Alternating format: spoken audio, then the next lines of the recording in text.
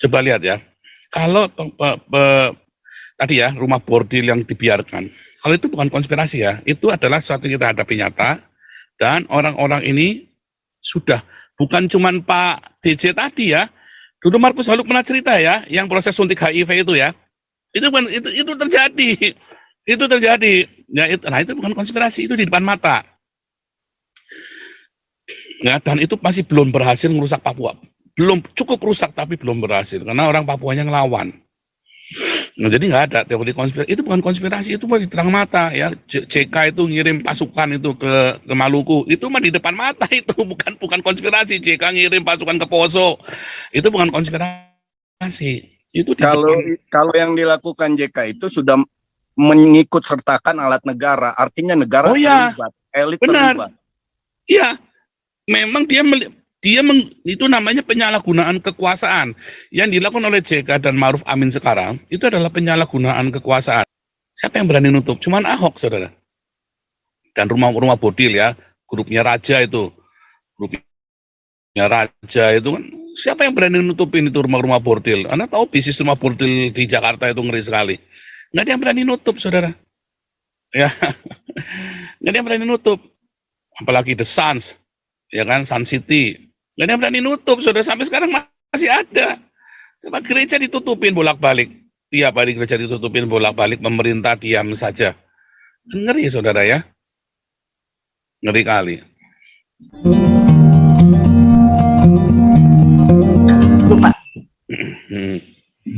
Ini serem sekali, saudara ya. Memang ada sahan pembiaran. Saudara ingat nggak ada yang itu ya, suntik HIV untuk warga Papua. Itu sempat ya, saudara ya.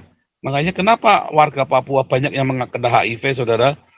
Nah, waktu kita membahas tentang Papua dulu itu ada sengaja disuntikan virus HIV, saudara ya, kepada orang-orang Papua. Sengaja mau dirusak, saudara ya. Jadi Papua ini sengaja mau dirusak dengan bordil. Ya, perempuan-perempuan perempuan-perempuan itu ya, pelacur-pelacur itu kirim ke sana, saudara ya. Buat rusak supaya orang-orang Papua ini rusak. Memang dirusak, saudara ya. Orang Papua yang cuma 4 juta orang ini ya, hanya 4 juta orang satu Papua yang besar itu ya.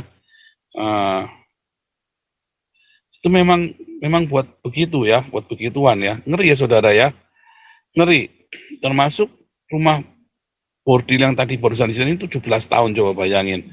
Kalau gereja jangankan 17 tahun, 2 hari saja dilaporkan sudah tutup. 1 hari saja sudah tutup, saudara ya. Orangnya dengan gagah perkasa langsung gerang tutup, saudara. Coba ada yang berani nggak nutup Alexis kayak Ahok, saudara? Sama Anies saja dibuka lagi, kok ganti nama doang. Ya kan? Ditutup, cuman ganti nama. Ada yang berani nggak nutup itu Crown atau itu Malioboro itu? Ada yang berani nggak? Nggak ada yang berani nutup, saudara. Nggak ada yang berani. Ya, Kali Jodoh yang nutup siapa? Malah sekarang Kali Jodoh kemarin Anies jadi pro Sandi kan, pro Anies kan.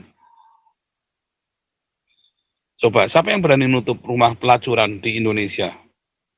Pernah nggak ada rumah pelacuran yang ditutup oleh warga, saudara, oleh orang-orang Islam ini, oleh NU atau nggak ada, saudara? Nggak ada yang berani nutup rumah pelacuran. Oh, gereja mereka gagah perkasa, saudara.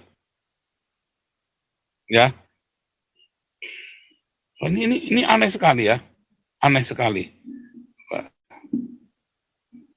Sudah ditelepon pakai WhatsApp, Alis? Sudah, Pak. Sudah, katanya udah dibuka, tapi kok masih ketutup, saya lihat tuh, Pak. Nggak ngomong di WhatsApp aja, pakai WhatsApp, pakai speakernya WhatsApp aja ngomongnya. Waduh, ya sebentar. Jadi ngomong di telepon di WhatsApp, terus WhatsAppnya pakai speaker. Masukkan, jadi kedengaran di Zoom. Kayak dulu Pak Beni, siapa? Lupa lagi namanya, Beni. Halo. Ya, Pak. Halo, Pak. Pak Walelo. Pak, bisa dibuka mic-nya, Pak? Salam, Pak. Salam. Pakai WhatsApp aja kedengaran, Kalis. Oh, kedengaran ya, Pak? Halo, kok jadi ditutup lagi sama Paknya? Aduh. Ya, salam, Pak. Aduh. Ya, ini. Owen, silakan. Pastor, itu ada petanya, peta denah lokasinya seperti apa, formatnya itu ada di chat, udah saya share, itu buat bantu buat jelasin itu yang lokasi yang Share. tadi yang Pak DJ itu ya. Share, coba di share di sini bisa. Langsung share screen aja. Saya juga Itu lagi udah saya kirim di chat. Enggak bisa. Saya kan pakai handphone. Oh, Kan besok kesini pindahnya banyak banget. Pindah-pindahnya banyak banget. Ini saya lagi stres pindah nih, nyalain laptopnya ini nih. coba.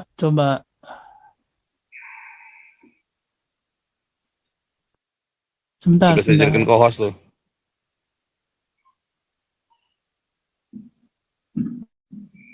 Ini Ini memang yang dikirim dari Pak DJ. Ini tetap nggak mau nih, nggak mau keluar tempat saya, heran nih. Ngerti dah nih. Jadi itu ini ada angka-angka nih satu. Ini lokasi dia. Rumah ini kan ada jalan nih. Jalan ke Jayapura nih. Terus ada dari AB Pura, ini jalan ke AB Pura, ini jalan ke Jayapura, bisa dilihat ya, ada gereja Katolik. Ini yang nomor 5, angka 5 semua, ini adalah rumah penduduk. Itu ada hotel. Nah, ini yang 1, 3, 2, 4, nah ini rumah-rumah itu. Saya sudah kirim lagi tuh Pak Owen rumahnya. Atau jangan-jangan ini TNI ada di balik di balik rumah bordil ini lagi. Saya kurang ngerti yang begitu. Aduh, ini makanya Pak Toping buruan. Tapi yang jelas ini kan proyek Papua ini kan proyeknya Maruf Amin ini kan. Iya kan? Kan begitu kan sama Jokowi. Papua ini jadi proyeknya si Wapres ini kan. Ya Wapres ada di baliknya, udah pasti semua yang terjadi di Papua kan atas izin dari si Maruf Amin ini kan. Ya memang pelindung rumah bordil ini kan. Aduh, memang mungkin mau dipersiapkan kali ya 72 bidadarinya ini kalau Maruf Amin nanti mati. Ngeri ya. Ini Nega siapa nih Nega nih? Nega. Shalom. Halo. Iya. Ngomong mengenai konspirasi ini ya. Kalau saya lihat di Eropa pun juga sebenarnya ada seperti itu, Pak. Penghancuran ras. Kalau di Eropa dan di Amerika itu atau di peradaban barat ya, ada namanya konspirasi penghancuran ras. Dalam hal ini ras kulit putih, di mana ras kulit putih ini sebagai ras yang superior itu dihancurkan dengan metode-metode seperti imigrasi ya. Jadi orang-orang dari Afrika, dari Asia yang notabene itu berbeda secara prinsip kultur atau pemahaman, itu dipaksakan untuk masuk ke dalam wilayah atau negara yang di sana banyak kulit putih. Di situ mereka itu seperti dipaksa untuk tinggal sebagai permanen residen ya. Negro-negro ini atau orang-orang dari Afrika Utara atau Middle Eastern sana. Jadi mereka ada upaya untuk menghancurkan ras. Nah, ini yang saya duga terjadi di Papua, itu sebenarnya mereka sepertinya sedang dilemahkan ya oleh sebuah sistem itu. Ini konspirasi juga, Pak. Jadi Bapak pernah bilang dulu Nebukadnezar itu sebenarnya melakukan upaya untuk menghancurkan ras dengan cara memasukkan ras yang dari wilayah mana masuk ke wilayah yang satu lagi supaya bercampur baur itu. Nah, inilah yang diupayakan kalau menurut konspirasi yang saya dengar di sekilas di Zoom Pak Paul ini, ada upaya untuk menghancurkan ras, dalam hal ini ras Papua ya. mungkin elit-elit kita bermain di sini menyatakan Papua itu sebagai ras inferior karena ya secara IQ mungkin untuk saat ini ya mungkin masih dianggap sebagai ras terbelakang, dan inilah yang mungkin dimanfaatkan dengan cara menginjeksi virus-virus HIV AIDS. Udah diulangi, udah balik lagi. Jadi enggak ya. Apakah orang-orang Afrika ya di abad ke-20 ini ya dibawa ke sini dengan paksa? Enggak loh. Apakah orang-orang Timur Tengah itu dibawa ke sini dengan paksa? Enggak loh. Orang sini malah demo suruh pada pulang semua. Itu orang-orang suruh pada pulang. Mari suruh pada pulang. Enggak ya, enggak ada. Itu konspirasi hanya teori yang hasil fantasi ya orang-orang. Nah, kalau ditanya sebentar Owen, saya juga nggak ngerti bagi ini di SOM yang baru ini SOM yang baru tapi punyamu sama sekali nggak apa? Oke, bisa ya, coba gimana caranya nampilkannya tuh ya? Saya nggak ngerti dah. Oke deh, dicoba ya, dah. Jadi ya yang tadi kamu bilang ada di Barat, ada mencoba enggak ya, orang-orang Barat itu udah nggak berpikir supremasi kulit putih, sudah kayak wah itu Anda kalau cerita begitu di sini orang-orang kulit putih bingung. Bahkan orang-orang kulit putih ini yang dibilang kulit putih, supremasi kulit putih ini, saya nggak tahu kalau di Amerika ya kondisinya ya. Tapi kalau cerita di Eropa hampir nggak ada ya. Anda kalau cerita begitu orang ini bingung. Kalau gitu ngomong aja, ya kan begitu. Orang-orang Eropa kalau gitu, Anda tahu perdebatan di perdebatan di Senat di Belanda dan di Jerman dan di Prancis, si Macron itu di demo gila-gilaan. Sekarang ini demo masalah uang pensiun, dulu demo masalah imigran. Di Belanda juga sama. Anda tahu Pegida itu adalah suatu organisasi di Eropa, ya, dan itu luar biasa kencangnya, yang berusaha mengusir para imigran, bukan ras tertentu, tapi imigran yang asilum ini, refugee ini loh, yang ada 20 juta orang jumlahnya, supaya pulang semua. Nah, sekarang kalau mereka pulangnya gimana? Oh, negara mereka sudah hancur. Nah, jadi ditampung. Yang bayarin siapa? Pajaknya saya, pajaknya kami. Yang para pembayar pajak mereka sendiri di sini malas-malas. Nah, makanya itu kita Pak, pengen mereka pulang. masalahnya Pak, untuk Kita apa pengen mereka pulang. Jadi bukan malah sengaja di sini supaya mereka dihancurkan. Itu malah beban. Itu terlalu logikanya nggak ada sama sekali. Kalau Nebukadnezar, dia masuk ke sana, wilayah diduduki, dieksploitasi, ya terus rasnya satu suku itu digenosida, dibunuh atau dipindah. Tapi wilayahnya diduduki dan dieksploitasi. Kalau yang 20 juta imigran ini kan enggak. Mereka yang lari kemari, kita nggak ngundang, kita nggak ngajak-ngajak kemari. Mereka datang kemari bahkan secara ilegal, masuk kemari itu nyelundup, ya, melalui perbatasan mereka dari laut, mereka nyebrang kemari, nyabung nyawa. Bukan orang Eropa yang mindahin mereka yang lari kemari. Ini jadi benar Pak. Kalau kita ya nggak nyambung, logikanya nggak nyambung. Nah, logikanya sama sekali nggak nyambung yang kamu bilang itu. Itu sama sekali nggak nyambung. Ada orang Prancis ya Pak ya, sedang di taman itu kan, lagi ibaratnya rekreasi lah mereka kan. Itu anak-anaknya itu ditusukin Pak sama imigran itu Pak. Nah ya, artinya kan memang imigran ini yang ganggu. Saya nggak ngerti arahnya kamu kemana. Tapi yang saya nangkap tadi seakan-akan berusaha menghancurkan ras imigran ini, mungkin begitu ya. Belum lagi ada pemerkosaan. Yang jadi korban siapa yang jadi korban? Orang kulit putihnya kan? Kulit putih Pak. Dan ini Pak, ada satu konspirasi juga Pak. Jadi di belakang mereka adalah Yahudi Zionis Pak, yang dendam dengan supremasi Nazi pada saat itu Pak. Enggak lah. Jadi mereka mencoba nggak masuk akal. Enggak. Nah, coba Pandi Yesa mungkin dijelaskan dengan caranya Pandi deh. Nggak masuk akal. Ini yang imigran ini kebanyakan dari negara Islam. Jadi masuk di sini jadi pengacau. Makanya saya senang sama Donald Trump waktu dia jadi presiden. Semua orang imigran yang dari yang namanya ada berbau Islam atau dari negara Islam diblok semua, nggak boleh masuk. Soalnya mereka ini pengaco semua. Udah nggak mau belajar bahasa Inggris, nggak mau minta duit doang. Kalau misalnya mayoritas natives ya, orang-orang kulit putih itu sebagai keturunan yang membangun sebuah peradaban di Amerika Serikat itu merasa risih. Kenapa mereka orang-orang negro-negro ini atau orang-orang dari Afrika Utara itu harus dimasukkan ke dalam sana? Dan agenda siapa yang memasukkan itu?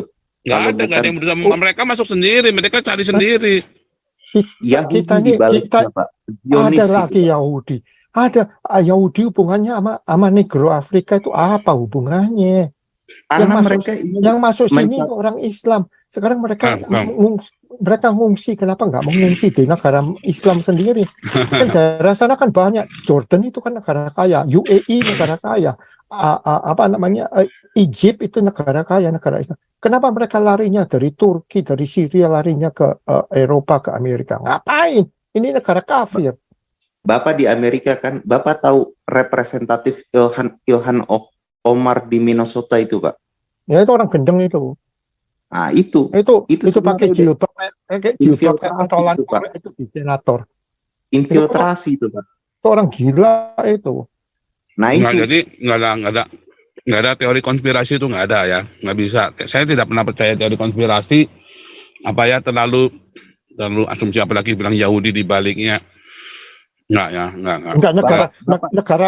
Negara Barat ini terlalu baik hati Amerika sama Eropa. Nah, sekarang mereka baru melek. Kalau yang ditolongin ini bajingan semua, Islam ini bajingan semua. Ya, sekarang baru melek. Jadi matanya melek. Anak perempuannya kawin dengan orang Muslim dan negro, Pak. Orang mengawin kan urusan mereka, Pak. Infiltrasi, Pak. Negro sebagai investasi, udah lah. Enggak. Terlalu berfantasi, nggak begitu ya? Makanya saya salut sama negara Perancis. Kenapa? Kalau nama kamu berbau Islam, cari kerja kagak bisa. Gak peduli kamu dapat S3, S2, kamu gak bisa cari kerja di Perancis. Soalnya mereka udah matanya udah melek. Ini orang-orang ini pengaco semua. Mulai melek. Dan ada satu hal lagi, Pak, yang perlu Bapak perhatikan. Sekarang ini kulit putih menjadi endangered, Pak. Ras yang terancam karena multikulturalisme dan impor populasi, Pak, dari Afrika Utara ataupun dari udah Bapak ini banyak teori. Saya ini di Silicon Valley. Kita ini Asia ini mayoriti, Pak. Putih itu minoritas. Kenapa? Soalnya yang pintar-pintar engineer semua ini orang Asia. Jadi lu mau ngomong apa?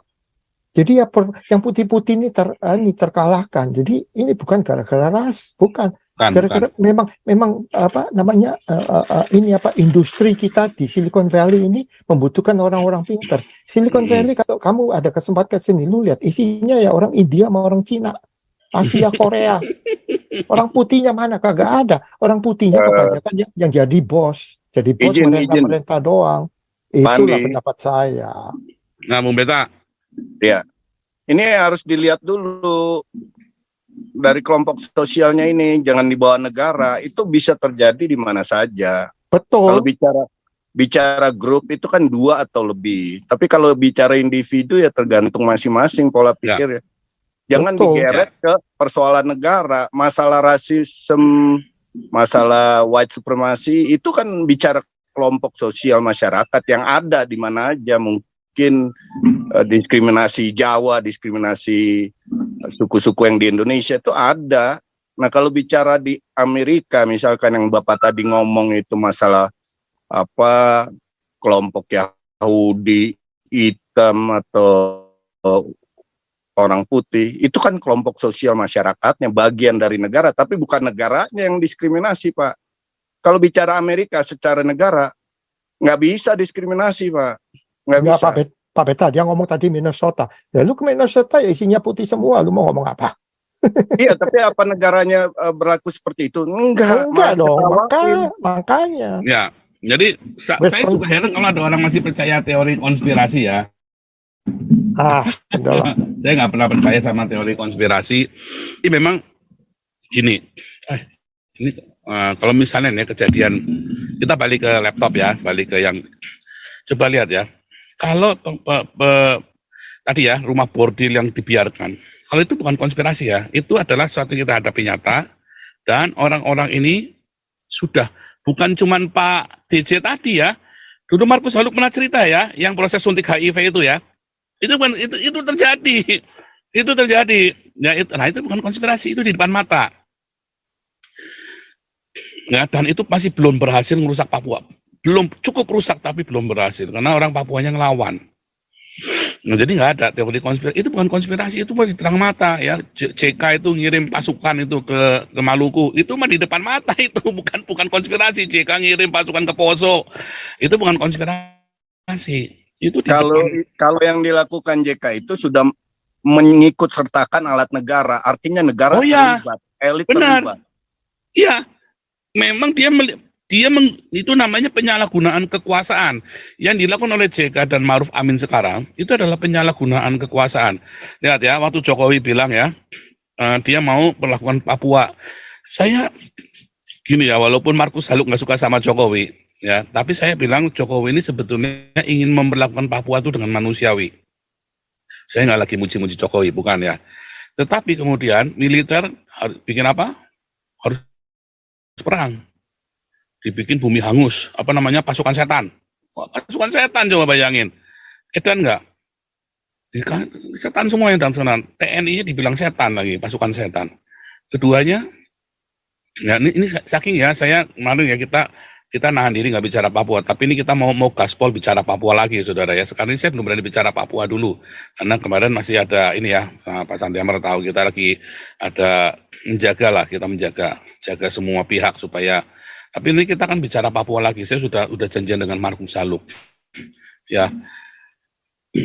Makanya saya bilang ya, yang terjadi sekarang di Papua ini benar-benar adalah sebuah sebuah penjajahan.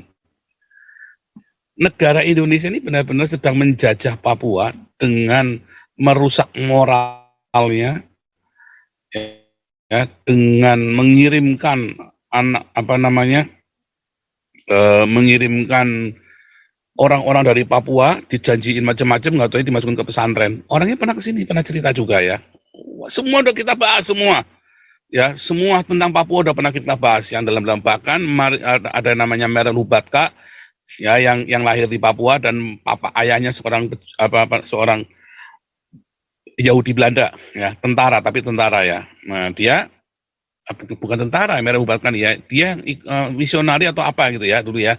Pernah di kita juga pernah cerita. Ternyata kenal sama Pak Kiai ya, Pak Beni Kiai itu ya. Nah, coba luar biasa sekali saudara ya. Kisah-kisah ini ternyata luar biasa sekali yang ada di Papua ini. Upaya-upaya untuk menaklukkan Papua ini. Makanya kita sedang mengapa si Ma'ruf Amin ini begitu berani ya saudara ya. Begitu berani melindungi rumah bordil di sana. Nah, ini termasuk hari ini ya. Gereja-gereja ditutup, dia tutup mata saudara. Tetapi rumah bordil dibuka, ya, enggak sampai hari ini coba Malioboro, Crown, Alexis, siapa yang berani nutup? Cuman Ahok saudara. Dan rumah bordil ya, grupnya Raja itu, kan, siapa yang berani nutupin itu rumah-rumah bordil? Anda tahu bisnis rumah bordil di Jakarta itu ngeri sekali. Nggak ada yang berani nutup saudara. Ya, nggak ada yang berani nutup. Apalagi The Suns, ya kan, Sun City. Nggak ada yang berani nutup, saudara. Sampai sekarang masih ada. Gereja ditutupin bolak-balik. Tiap hari gereja ditutupin bolak-balik, pemerintah diam saja. Ngeri, saudara ya. Ngeri kali. Oke, lanjut.